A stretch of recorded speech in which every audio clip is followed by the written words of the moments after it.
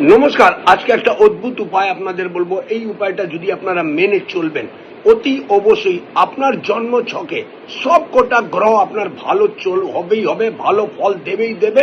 আর এই উপায়গুলো যদি আপনি না মানেন, তাহলে আপনার যে কোনো শুভ গ্রহ হোক না কেন, আপনার জন্ম ছক ভালো হোক না কেন, আপনি কোনোদিনই ভালো ফল পাবেন না।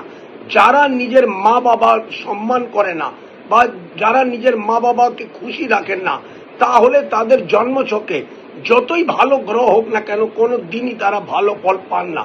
কারণ জন্মছকে রবি হয়ে গেল পিতা, আর চন্দ্র হয়ে গেল মা। আপনারা মা বাবাকে খুশি করবেন, তাহলেই আপনাদের জীবনে আনন্দময় সুখময়তে কাটাতে পারবেন। কারণ জন্মছকে রাজা হলো রবি, রানী হলো মা। আপনারা মা আর বাবাকে সর্বদা সম্মান করুন, খুশি করুন, আপনার সব কটা গ্রহ আপনার ভালো ফল দিতে শুরু করবেন। এই উপায়টা করে দেখুন না।